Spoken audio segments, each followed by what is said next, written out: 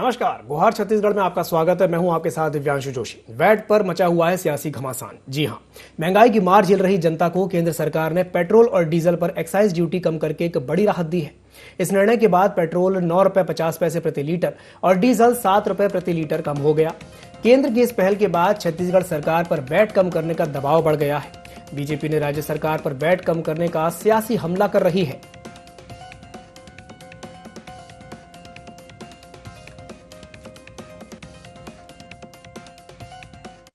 निर्मला सीतारमण जी का भी बयान आया कि राज्यों को कोई नुकसान नहीं होगा। मुझे बिल्कुल समझ नहीं आया। यदि केंद्र सरकार सेंट्रल एक्साइज में कमी करती है तो इसका मतलब यह है कि 42% हिस्सा राज्यों को जाता है। यदि वहाँ कम होता है तो हमारा हिस्सा कम होगा। दूसरा, यदि रेट गिरता है तो वेट का परसेंट अपने आप कम हो जाता है। जो वेट लगा, हमारे यहाँ 24% वेट है, तो जो राशि कम होगी तो उसका 24% आएगा, तो इतना नुकसान तो हमको होगा। मतलब अभी तक के जो अधिकारियों ने मुझे बताया करीब 500 करोड़ के आसपास हम लोगों को अभी नुकसान होगा। लेकिन फिर भी मैं तो पहले भी कहा हूँ और अभी भी कह रहा हूँ कि शेष लगाए केंद्र सरकार उसको वापस क्यों नहीं ले लेती। पिछले साल तो लगाई, उस शेष को वापस ले ले। और दूसरी बात यह है कि जो सेंट्रल एक्साइज है, जो यूपीए के समय था 3 रुपया और 9 रुपया, उस दर पे ले आइए तो फिर पूरे देश की जनता को पेट्रोल और डीजल सस्ता मिलेगा। मैं तो भूपेश बघेल सरकार से कहना चाहूंगा कि जिस दिन भूपेश बघेल की सरकार बनी थी उस दिन इस सरकार को कितना जीएसटी मिलता था। मेरी जानकारी में भूपेश बघेल जी अगर छत्तीसगढ़ में महंगाई बढ़ाने के लिए कोई जिम्मेदार हैं तो भूपेश बघेल जी जिम्मेदार हैं। वो जीएसटी पहले इनको मिलता था 1700 करोड़ रुपए जीएसटी जब छत्तीसगढ़ में सरकार बनी। आज भूपेश बघेल सरकार को 6000 करोड़ रुपए का जीएसटी मिल रहा है। अगर देश की बाकी राज्य सरकारें पेट्रोल डीजल में रेट कम कर सकती हैं तो छत्तीसगढ़ की सरकार जनता को लूटने का काम क्यों कर रही है। तो वैट को लेकर के सियासी घमासान बचा हुआ है और आज इसी विषय को लेकर के आज हम चर्चा करेंगे। और चर्चा में हमारे साथ 3 खास मेहमान जुड़ेंगे। एक एक करके आपसे उनका परिचय करवा देते हैं। कांग्रेस का पक्ष रखने के लिए हमारे साथ धनंजय ठाकुर जुड़ चुके हैं। साथ ही साथ बीजेपी का पक्ष रखने के लिए श्याम बिहारी जायसवाल जो कि पूर्व विधायक हैं, वो हमारे साथ जुड़े हुए हैं। और डॉक्टर अजय चंद्राकर जो कि आर्थिक विश्लेषक हैं। आप तीनों मेहमानों का बहुत बहुत स्वागत है ND24 में। सबसे पहले शुरुआत करते हैं धनंजय ठाकुर जी से। धनंजय जी, मैं आपसे जानना चाहूंगा कि बीजेपी साफ तौर पर आप पर यह आरोप लगा रही है और कह रही है कि आप जनता को लूट रहे हैं। क्या कहेंगे इस पर? देखिए दिव्यांशु जी, बीजेपी आरोप नहीं लगा रही है। बीजेपी जो है मोदी सरकार के पाप को छुपाने में जुटी हुई है। पाप इसलिए कह रहा हूं मैं ना कि जहां पेट्रोल डीजल पर एक्साइज ड्यूटी बढ़ाने का काम किया गया, मेरे पास पूरा उसका लिस्ट मैं आपको 2 सेकंड बताना चाहूंगा जी। जहां 1 अप्रैल 2014 को पेट्रोल पे 9 रुपए 48 पैसा और डीजल पे 3 रुपए 56 पैसा एक्साइज ड्यूटी लगता था, और मई के महीने में जहां कच्चा पेट्रोल जो डॉलर में आता था, कच्चा तेल, वो 110 रुपए प्रति बैरल था। उसके बाद देखेंगे 12 नवंबर 2014 को, थोड़ा ध्यान दीजिएगा जी, यही मोदी सरकार जो 9 रुपए 48 पैसा पेट्रोल पे एक्साइज ड्यूटी था उसको बढ़ाकर 11 रुपए 2 पैसा की। उसके बाद दिसंबर 2015 में लगभग 3.5 रुपए की। जनवरी 2015 में लगभग 15 रुपए 40 पैसा कर दी। उसके बाद जनवरी देखेंगे उसी 17 जनवरी को 17 रुपए 40 पैसा कर दी। फिर नवंबर में 19 रुपए, दिसंबर में 19 रुपए, 2016 में 20 रुपए, 2016 जनवरी में 21 रुपए। उसके बाद आप देखेंगे सीधा मार्च 2020 में चले आता हूं तो 22 रुपए, और मई 2022 में 32 रुपए 90 पैसा एक्साइज ड्यूटी पेट्रोल में बढ़ाने का काम किसने किया? नरेंद्र मोदी ने किया। इस बीच आप देख लीजिए कहीं भी राज्य सरकार के द्वारा वेट में कोई बढ़ोतरी नहीं किया गया है, बल्कि राज्य की जनता को राहत देने के लिए वेट में कटौती किया गया छत्तीसगढ़ में, जिससे 1000 करोड़ की राहत राज्य की जनता को मिली है। ऐसे में भारतीय जनता पार्टी नेता जो आरोप लगा रहे हैं ना, ये मोदी सरकार के मुनाफाखोरी के और उसके जो नाकामियां हैं उसको छुपाने के लिए आरोप लगा रहे हैं। एक्साइज ड्यूटी जिसने बढ़ाया है वहां आज भी पूरा स्पेस है कि एक्साइज ड्यूटी को पूरा वापस ला दिया जाए, पूरे देश की जनता को राहत मिलेगी।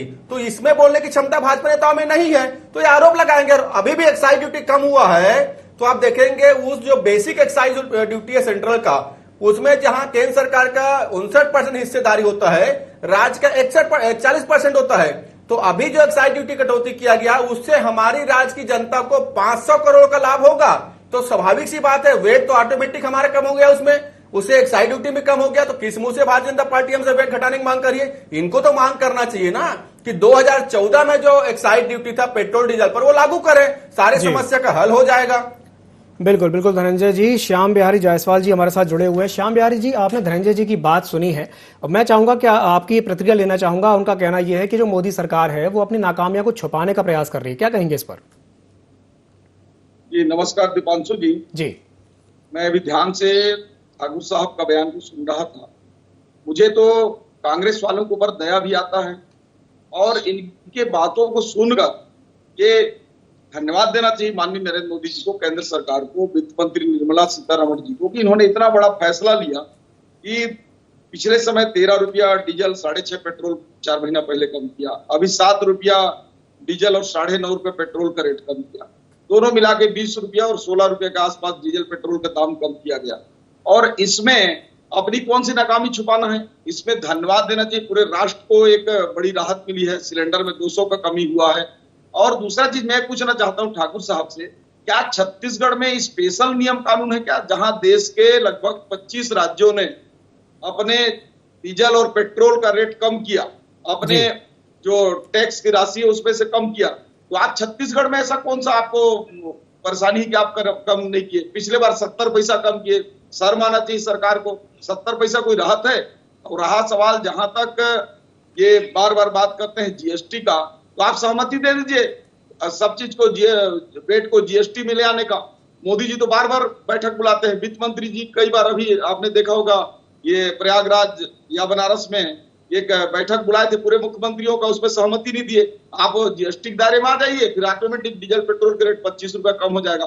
राज्य में एक बड़ा भारी भरकम जो टैक्स है डीजल और पेट्रोल से आ रही है। सरकार को चाहिए कि जिस प्रकार योगी जी ने 10 रुपया और 12-13 रुपया रेट कम किया था डीजल पेट्रोल में, उस प्रकार से आप करें।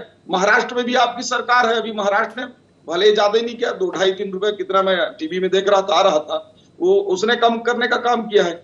तो छत्तीसगढ़ चूंकि किसानों की धरती है, डीजल पेट्रोल अधिकांश ट्रैक्टरों में जुताई, मिंजाई और कृषि संयंत्र में होते हैं। बिल्कुल बिल्कुल, छत्तीसगढ़ किसानों की भूमि है, बिल्कुल सही कहा आपने। छत्तीसगढ़ किसानों की धरती है और किसानों के लिए ही बहुत ज्यादा इसका उपयोग किया जाता है। मैं धनंजय जी के पास वापस जाना चाहूंगा। धनंजय जी, आपने अभी अभी बात सुनी जायसवाल जी की, मैं चाहूंगा आप इस पर प्रतिक्रिया दें, क्या कहना चाहेंगे आप इस पर? देखिए जायसवाल जी से मैं निवेदन करूंगा, कांग्रेस के लोगों पर दया मत दिखाइए, आप देश की जनता के ऊपर दया दिखाइए। वो जनता जो मोदी सरकार से निर्मित महंगाई से पीड़ित है। मैं आपके चैनल में भाजपा के नेता से हाथ जोड़कर आग्रह करता हूं, इस देश की जनता के ऊपर दया दिखा दीजिए, कांग्रेस नेताओं पर दया मत दिखाइए। आप जो लिस्ट में लेके बैठा हुआ हूं ना, ये नरेंद्र मोदी सरकार के मुनाफाखोरी की गवाही है। आप कह रहे थे 9 रुपए 5 पैसा बढ़ोतरी किया, मोदी जी को थैंक्स करे। किस बात का थैंक्स करे? यही श्री नरेंद्र मोदी जी हैं जो 2014 में प्रधानमंत्री बने इस देश में। उस समय देश में 9 रुपए 48 पैसा पेट्रोल में लगता था एक्साइज ड्यूटी। आज कटौती करने के बाद भी जायसवाल जी 19 रुपए 50 पैसा एक्साइज ड्यूटी नरेंद्र मोदी जी वसूल रहे। मैं आपसे पुनः आग्रह करूंगा, कांग्रेस नेताओं पे दया मत दिखाइए, इस देश की जनता के ऊपर दया दिखाइए। उज्ज्वला योजना के हमारे हितग्राहियों के ऊपर दया दिखाइए, जिसके ऊपर लगभग 1100 रुपए में सिलेंडर खरीदने का बोझ है। और उज्ज्वला योजना है ना जो नरेंद्र मोदी ने लागू किया, उसके सिलेंडर नहीं भरा पा रहे हैं। तो मैं तो आपसे आग्रह करूंगा, आप भले झूठ बोलिए, कांग्रेस पे आरोप लगाइए, पर देश की जनता के ऊपर दया दिखाइए। ये नरेंद्र मोदी के लूट का चार्ट लेके बैठा हूं मैं जान रहा हूं आपकी क्षमता नहीं इस विषय में बात करने की। जी धनंजय जी, हमारे साथ चर्चा में डॉक्टर अजय चंद्राकर जी भी जुड़े हुए हैं जो कि आर्थिक विश्लेषक हैं। जी बिल्कुल जायसवाल जी, मैं आपके पास वापस आऊंगा। वाला हालचाल है श्याम बिहारी जी, मैं आपके पास वापस आऊंगा। एक सवाल मैं ये डॉक्टर अजय चंद्राकर जी से कर लेता हूं। डॉक्टर अजय चंद्राकर जी, मैं आपसे ये जानना चाहूंगा कि अभी अभी हमने धनंजय जी की बात सुनी है और सीएम भूपेश का भी कहना यह है कि यूपीए के समय में जो एक्साइज ड्यूटी होती थी वही सरकार अभी ले। तो क्या यह संभव है कि जो एक्साइज ड्यूटी उस समय लगती थी वही आज लगे? क्या यह संभव है? देखिए दिव्यांश जी इस विषय के ऊपर, आंकड़े के ऊपर तो काफी बातचीत यहाँ किया जा चुका है जी, लेकिन मूल बात यह है कि प्रदेश की सरकार के मसले के ऊपर विपक्ष में जो हैं जिन शब्दों का प्रयोग वो कर रहे हैं, या फिर केंद्र सरकार के विरोध में यहाँ प्रदेश की सरकार की अलग पार्टी है जिन शब्दों का प्रयोग कर रहे हैं, ये शोभा नहीं देता जी। इसे इमैच्योर शब्द कहा जाएगा। दोनों जगह लूट शब्द की बात हो रही, लेकिन ऐसा कुछ नहीं है। देखिए पहली बात तो यह है कि केंद्र सरकार को बधाई है जिन्होंने एक्साइज ड्यूटी को कम किया है जी। निश्चित रूप से वो बधाई की पात्र है। इससे महंगाई के ऊपर लगाम तो लगेगी, या इसका प्रभाव भले 2 सप्ताह 3 सप्ताह 4 सप्ताह बाद हम सबको दिखाई दे।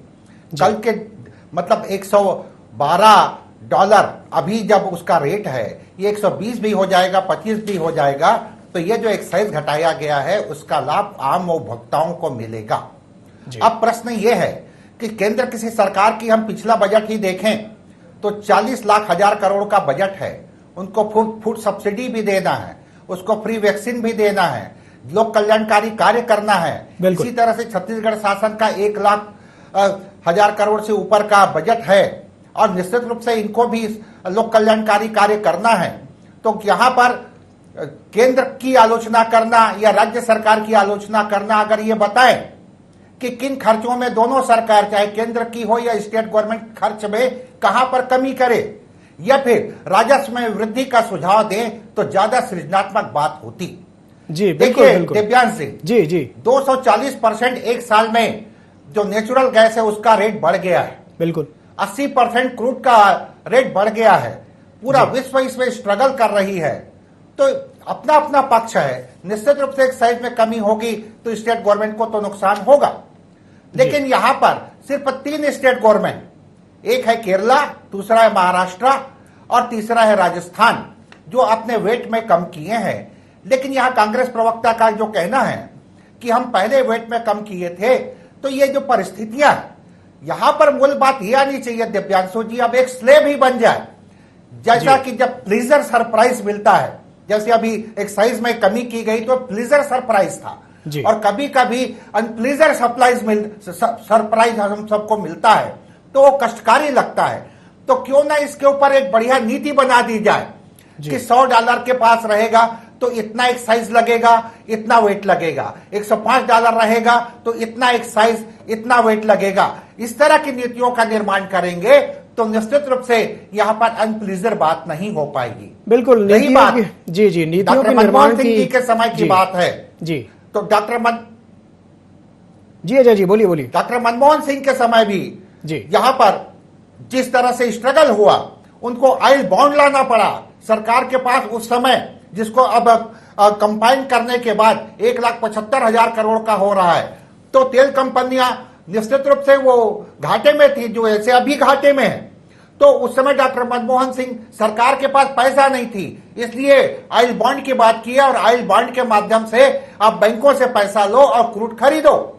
वो परिस्थिति अलग थी। आज की भी परिस्थितियां भी क्या हो जाएंगी, किस दिशा में जाएंगी, अनुमान लगाना बहुत कठिन काम है। इसलिए अपने अपने पक्ष को रख रहे हैं, लेकिन प्रदेश का हित, देश का हित, इसमें ऑयल कंपनी, केंद्र की सरकार, राज्य की सरकार और आम नागरिक जो उपभोक्ता हैं, तीनों के हित के मसले के ऊपर एक नीतियों में रिव्यू करने की आवश्यकता है। बिल्कुल बिल्कुल आवश्यकता है। और श्याम बिहारी जायसवाल जी, मैं एक बार फिर से आपके पास आना चाहूंगा। आपने अभी अभी डॉक्टर अजय चंद्राकर जी की बात को सुना। उनका कहना यह है कि सृजनात्मक सुझाव दिए जाएं कि जिससे राजस्व संग्रह में वृद्धि हो सके। तो मैं आपसे जानना चाहूंगा कि आप इसे किस तरीके से देखते हैं। आपने पूरी बात सुनी डॉक्टर अजय चंद्राकर जी की, आप इससे कितना सहमत हैं और किस तरह का एक सृजनात्मक सुझाव आप देना चाहेंगे? अभी मैंने डॉक्टर चंद्राकर साहब का बात बड़े ध्यान से सुना जी। उन्होंने बड़े सकारात्मक बात कहे हैं और निश्चित रूप से जिस प्रकार से उन्होंने एक बड़ा पूरा ब्रीफिंग मनमोहन सरकार से लेकर वर्तमान समय तक और राज्य और केंद्र के बारे में उन्होंने कहा, मैं इनके सारे बातों से सहमत हूँ। और ये मैं भी कहना चाह रहा हूँ कि जिस प्रकार से अभी वर्तमान की परिस्थितियां हैं, जहां एक और हमारे पड़ोसी देशों को ही ले लें, हम दूर न जाएं, श्रीलंका को देख लें क्या हालात हैं, पाकिस्तान की क्या स्थिति है, अफगानिस्तान की क्या स्थिति है, म्यांमार का क्या है, बांग्लादेश का क्या है, सारे पड़ोसी देश जहां अपने अस्तित्व की खतरे को लड़ रहे हैं, वहां भारत में स्थिर सरकार इतने विषम परिस्थितियों में, जहां बड़े बड़े राष्ट्र जो है धराशायी होने की स्थिति में है, आज बड़ी राहत के साथ एक डीजल और पेट्रोल का रेट कहीं न कहीं रेट में अपना कटौती करके, टैक्स में कटौती करके मोदी जी ने एक बड़ा जनता को उपहार दिया है। ऐसे में वाकई में हमको वेलकम और थैंक्स करना चाहिए। और जिस प्रकार से विगत दिनों जो डीजल और पेट्रोल को लेकर अन्य राज्यों ने जैसा कि वेट को कम किया, जनता को राहत दिया, हमारे छत्तीसगढ़ में मात्र 70 पैसे की कटौती की गई। तो हमारे प्रवक्ता जो बैठे हैं धनंजय ठाकुर जी से, इनसे मेरा भी आग्रह है, सरकार से, इनके माध्यम से मेरा आग्रह है कि राज्य की जनता को कम से कम एक 5-7 रुपया या 10 रुपया के अंदर डीजल पेट्रोल में छत्तीसगढ़ सरकार भी करे। जहां तक राजस्व वृद्धि की बात है, डॉक्टर साहब ने कहा था कि सुझाव देना चाहिए। मैं तो ये मांग करूंगा कि जो इनडायरेक्ट पाइपलाइन के माध्यम से जो काम हो रहे हैं, जैसे रेता का बड़ी मात्रा में यहाँ छत्तीसगढ़ में अन्य राज्यों में जा रहा है, ये मैं कोर कल्पित बात है या ब्लेम नहीं लगा रहा हूँ, इस पर एक ठोस नीति बनाकर उसका राजस्व का संग्रहण होना चाहिए। एक माइनिंग नीति का जो ठोस हल करके उस पर राजस्व का संग्रहण होना चाहिए। और अन्य कई ऐसे स्रोत हैं जो राज्य सरकार के, उस पर विचार करना चाहिए। डीजल पेट्रोल जनता से जुड़ा हुआ डायरेक्ट मुद्दा होता है, इसका इफेक्ट हर वर्ग पर पड़ता है, चाहे वो इंडस्ट्रियल हो, चाहे कमर्शियल हो, चाहे घरेलू प्रोडक्ट हो, तो सारा चीज इस पर निर्भर करता है। और मैं आपके चैनल के माध्यम से माननीय भूपेश जी की सरकार से आग्रह करूंगा कि डीजल पेट्रोल की एक बड़ी राहत छत्तीसगढ़ के लोगों को दें। और केंद्र ने अपना काम किया है, हम केंद्र को दोष नहीं दे सकते। पिछले 4 महीनों में 20 रुपया के आसपास डीजल का, 16 रुपया पेट्रोल को उन्होंने काम किया है मोदी जी को। पुनः आपके चैनल के माध्यम से बिल्कुल श्याम बिहारी जायसवाल जी, केंद्र ने तो अपना काम कर दिया, अब राज्य सरकार कब अपना काम करेगी, इसका जवाब हम ले लेते हैं धनंजय ठाकुर जी से। धनंजय जी, आपने दोनों की बात सुनी, डॉक्टर अजय चंद्राकर को भी आपने सुना, आपने श्याम बिहारी जायसवाल जी को भी सुना, और वो ये कह रहे हैं कि केंद्र ने तो अपना काम कर दिया, अब राज्य सरकार अपना काम कब करेगी, बताइए। देखिए, मैंने पहले आपसे कहा दिवांशु जी कि पूरे देश में अगर पेट्रोल डीजल के चलते जो महंगाई है उसके लिए कोई अगर जिम्मेदार है तो सिर्फ और सिर्फ नरेंद्र मोदी की सरकार जिम्मेदार है। इस देश में ना तो श्रीलंका से कोई लेना देना है, ना तो पाकिस्तान से कोई लेना देना है, ना तो अन्य देशों से कोई लेना देना है। जिस प्रकार से नरेंद्र मोदी जी की सरकार अपनी नाकामी, कहूंगा ना, अपनी नाकामी, अपनी मुनाफाखोरी को छुपाने के लिए जो हमारे पड़ोसी देश की बर्बादी को देश की जनता को दिखाना चाहते हैं ना, ये असल में इनकी नाकामी है। ऐसी कोई वजह नहीं थी देश में जो इस प्रकार के हालात अभी बने हैं, ना बन पाएंगे, क्योंकि भारत एक मजबूत राष्ट्र है। वो अलग विषय है कि केंद्र देश में बैठे जो लोग हैं उसमें नेतृत्व करने की क्षमता नहीं है, वो अलग विषय है। एक मजबूत राष्ट्र है भारत। आज भी आप कहना चाहता हूं, ये कृषि प्रधान राज्य है, या इतने चावल पैदा होते हैं, इतने गेहूं पैदा होते हैं, इतने दाल पैदा होते हैं कि यहाँ के लोगों के सामने श्रीलंका, बांग्लादेश टाइप की स्थिति नहीं हो सकती। अलग विषय है कि केंद्र में बैठी सरकार अपनी इकोनॉमी को इनके आड़ में छिपाना चाहती है। मैं उदाहरण सही देना चाहूंगा आपको। मैंने कहा ना, 9 रुपए 48 पैसा 2014 में एक्साइज ड्यूटी था। उस दौरान पेट्रोल के क्या रेट थे देश में? क्रूड ऑयल के दाम थे उस समय $113 प्रति बैरल, और देश में पेट्रोल मिलता था 71 रुपए में। आज क्रूड ऑयल के दाम 113 रुपए प्रति बैरल, 96 रुपए 72 पैसे मिल रहे हैं। उसके पहले थोड़ा आप चले जाएंगे, मई 2020 में जब क्रूड ऑयल की कीमत $33 प्रति बैरल था, उस दौरान भी देश की जनता को 70 रुपए लीटर में पेट्रोल मिलता था। तो नीतियां किसकी गलत है? रही बात आप जो लोगों को मदद कर रहे हैं, आपने कोरोना संकट काल में देश के मजदूरों को मदद नहीं किया। कोरोना संकट काल में देश के जो फैक्ट्रियां बंद हुई तो वहां के कर्मचारियों का आपने मदद नहीं किया, आपसी मनमानी करते रहे। देश भर से आपने प्रधानमंत्री उसमें रिलीफ फंड में पैसा लिए, किसके ऊपर खर्च किए? रही 35,000 करोड़ की वैक्सीन की बात है, वो भी बजट में आया। और इस 8 साल में मैं तो कह रहा हूं, ऐसा कौन सा विकास कार्य नरेंद्र मोदी जी ने किया है कि देश के सामने रखने का काम किए? क्या भिलाई स्टील प्लांट जैसे कोई प्लांट इनके द्वारा बनाया गया है? क्या नई कोई ट्रेन की स्ट्रक्चर के द्वारा खड़ी की गई है? कुछ भी नहीं किया गया है। और उनका देश के ऊपर 135 लाख करोड़ का कर्जा इन्होंने चढ़ा दिया है। धनंजय जी, 60 साल आपने कहा कि 60 साल में क्या काम किया है? 60 साल बीजेपी की सरकार नहीं थी। धनंजय जी, आपने कहा 60 साल में क्या काम किया? 60 साल बीजेपी की सरकार नहीं थी। बीजेपी की सरकार में 8 साल हुए। मैंने 8 साल का, जी सुनिए दिवांशु जी, आप शायद समझ नहीं पाए। मैंने 60 साल नहीं कहा, मैंने 8 साल कहा। वो अलग विषय, आप 60 साल सुन लिए, मैंने 8 साल कहा। चलिए कोई बात नहीं, आपने 8 साल कहा, आपकी बात हमने मान ली, आपकी बात हमने मान ली। अब एक बात जी तकलीफ हो, जी धनंजय जी, आपकी बात पर मैं प्रतिक्रिया ले लेता हूँ। जी बोलिए। आप जी बोलिए जी। मैं ये कहना चाहता जी। हूं, आप जहां नाकाम हो चुके हैं, आज देश के सामने आप विकल्प बन के खड़े हो सकते हैं। क्यों आप 9 रुपए 48 पैसा नहीं कर देते, एक साइड ड्यूटी कम? क्या आपको तकलीफ हो रही? आप कौन सी जनता को से राहत दे रहे हैं? असल मायने में तो ये है, ये करना ही नहीं चाहते। आज भी बहुत स्पेस है, मैं कह रहा हूं ना, 19 रुपया 50 पैसा पेट्रोल में एक साइड ड्यूटी है। रसोई गैस 410 में मिलता था मनमोहन की सरकार के दौरान, यही भाजपा के नेता है ना, उसको महंगा बताते थे। आज 1100 रुपए में लेने जनता मजबूर है। सब्सिडी तो खत्म कर दिया गया है, और जो उज्ज्वला योजना है उसके 3 करोड़ जो हितग्राही हैं वो तो सिलेंडर भरा ही नहीं पा रहे हैं। आय ही कम हो गया है, गैस कैसे बढ़ाएंगे? तो कहीं ना कहीं पूरी तरीके से नाकाम केंद्र में बैठी सरकार है। राज्यों पे आरोप लगा के उनकी नाकामी छुपा रहे भाजपा नेता, क्योंकि उनका काम है बेचारों का। ये क्या बताएंगे उस चीजों को, बताइए मुझे। धनंजय जी हमारे साथ श्याम बिहारी जायसवाल जी जुड़े हुए हैं। श्याम बिहारी जी, आपने धनंजय जी की बात सुनी, मैं चाहूंगा कि आप इस पर अपनी प्रतिक्रिया दें, क्या कहेंगे इस पर? सुधांशु जी, आज मैं कोई कड़वी बातें नहीं करना चाहता था जी, लेकिन मजबूरन मुझे एक असली सच दिखाना पड़ेगा। ये बार बार मनमोहन सिंह जी की सरकार की बात करते हैं कि उस समय इतना 113 रुपया बैरल था क्रूड ऑयल का रेट, उस समय 68 रुपया था डीजल पेट्रोल। अरे इस बात को आप छुपाते क्यों हैं? आपने देश का जो 1,75,000 करोड़ का बांड है उसको गिरवी रख दिया। डॉक्टर अजय चंद्राकर जी बैठे हैं, उस क्षेत्र के विद्वान हैं, पूछ सकते हैं मैं कोई झूठ बोल रहा हूँ तो स्वीकार करते हैं। गौर करना चाहिए जी, धनंजय जी उनको अपनी बात पूरी करने दीजिए। आपने क्या हालात किया था? अगर मोदी जी भी चाहें तो आज पूरा देश को गिरवी रख के पेट्रोल डीजल 5 रुपया कर दें, ये चाहते हैं आप अपनी गिरेबान पर झांक कर देखिए। छत्तीसगढ़ में आप किसानों की बात कर रहे थे, जहां 2 रुपया किलो गोबर खरीद के आप उसमें मिट्टी मिलाकर 10 रुपया बेच रहे हैं। ये छत्तीसगढ़ के किसान के साथ आप कर रहे हैं, और आप ये आंख में आपको नहीं दिख रहा है। और बार बार आप बात करते हैं कि नेहरू जी का समय, उस समय, अगर बात खुलेगी तो बहुत दूर तक जाएगा। नेहरू जी ने क्या किया देश के साथ, देश को क्या नहीं बोलिए, जी क्षमता नहीं बोलने की, बोलिए ना। जायसवाल जी नेतृत्व बात करते हैं, बोलिए। मैं जवाब देने श्याम बिहारी जी, धनंजय जी, मुद्दे से भटकना नहीं है, मुद्दे से भटकना नहीं है, मुद्दे से भटकना नहीं है। नेहरू जी तक नहीं जाना है, अभी हमें छत्तीसगढ़ की बात करनी है। नेहरू जी के इसलिए नहीं, नेहरू जी तक नहीं जाना है, छत्तीसगढ़ की आज हम बात करेंगे। आज हम वैट पे बात करेंगे, वैट पर हमें आज मुद्दा वैट है, हमें वैट पर बात करनी है। नरेंद्र मोदी जी ने 8 साल में क्या बनाया है, वो बात तो इनको समझ में आना चाहिए कि नरेंद्र मोदी जी ने क्या बनाया है। और एक एक करके अपनी बात रखिए, एक एक करके अपनी बात रखिए। सकता है क्या क्षमता है? वो विदेश में, इंग्लैंड में भी बैठकर भारत की बुराई करते हैं।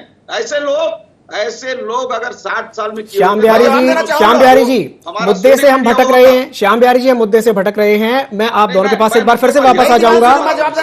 डॉक्टर अजय चंद्राकर जी हमारे साथ जुड़े हुए हैं। मैं डॉक्टर अजय चंद्राकर जी से एक प्रश्न करना चाहूंगा। अभी हमने धनंजय जी की एक बात सुनी थी, उनका कहना यह था कि बाहरी परिस्थितियों का हमारे देश पर उतना असर नहीं पड़ता है। डॉक्टर अजय चंद्राकर, मैं आपसे मुखातिब हूं, आपसे पूछ रहा हूं कि उनका कहना यह था कि बाहरी परिस्थितियों का देश पर असर नहीं पड़ता है। आप इस बात से कितने सहमत हैं? अभी हमने देखा रूस और यूक्रेन के बीच में युद्ध हुआ और उसका असर पूरी दुनिया पर देखा गया, तो आप इसे कैसे देखते हैं और इस पर क्या कहेंगे, बताइए डॉक्टर अजय चंद्राकर जी।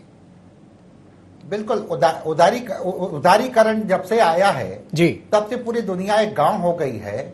बिल्कुल। और किसी भी जगह पास्ट टाइम में जो घटनाएं घटी, कभी गल्फ वार हुआ, या फिर हम कह सकते हैं कि अफगानिस्तान का संकट आया, या फिर इराक का मसला आया, तो अनेक उदाहरण हैं। पूरा विश्व इफेक्ट उसके ऊपर पड़ता है।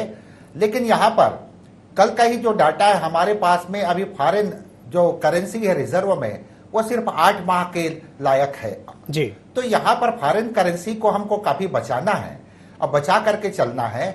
भाई श्रीलंका अपना फॉरेन करेंसी नहीं बचा पाई, इसलिए आज इस स्थिति में पहुंची है वो। बिल्कुल। तो फॉरेन करेंसी को बचाना है। और ये देश इतना मेहनती देश है कि जब चंद्रशेखर जी के समय सिर्फ 15 दिन के लायक फॉरेन करेंसी बचा था, तो उस समय डॉक्टर मनमोहन सिंह के सुझाव से जिस तरह से देश को उबारा गया, वो इतिहास की बातें हो गई। वो बहुत ही अच्छी बात थी। भारत की स्थिति आज देखिए 2 साल से पूरे विश्व में आपदा की स्थिति है दिव्यांशु जी। और आपदा की स्थिति में राज्य सरकारों को और केंद्र सरकारों को या पूरे विश्व के सरकारों को अलग अलग नीतियों के माध्यम से लोक कल्याणकारी कार्यों में बहुत ज्यादा खर्च करना पड़ता है। तो ये अपना आंतरिक विषय है कि एक्साइज में कितना कमी किए या वेट में कितना कुछ राज्य कम किए। बिल्कुल डॉक्टर साहब आपने सही कहा, यह आंतरिक विषय है और ये बहुत ज्यादा जरूरी है कि जो सरकारें जी जो सरकारें हैं वो जनता को राहत दें, ये यहाँ पर बहुत ज्यादा जरूरी है, क्योंकि समय की हमारे पास कमी है। डॉक्टर स्थिति होगी जी डॉक्टर साहब, समय की हमारे पास कमी है, के साथ काम करना है और क्रियान्वयन करना है। बिल्कुल, क्रियान्वयन करना बहुत ज्यादा जरूरी है। समय की हमारे पास कमी है। आप तीनों मेहमानों को हमारे साथ जुड़ने के लिए बहुत बहुत धन्यवाद। और आज जिस विषय पर हमने चर्चा की है, वैट को लेकर के लगातार सियासी घमासान मचा हुआ है। एक तरफ केंद्र सरकार ने फौरी तौर पर राहत तो दे दी है, तो वहीं राज्य बीजेपी जो है छत्तीसगढ़ में राज्य सरकार से लगातार ये कह रही है कि राज्य सरकार भी राहत दे। तो वहीं सरकार का कहना यह है कि बीजेपी जो है वो कहीं ना कहीं सिर्फ दिखावा कर रही है और लूटने का काम कर रही है। तो ये देखने वाली बात होगी कि कितनी जल्दी जो राज्य सरकार है वो जनता को राहत देती है। तो गुहार छत्तीसगढ़ में फिलहाल के लिए इतना ही। मुझे दीजिए इजाजत और आप बने रहिए ID24 के साथ। नमस्कार।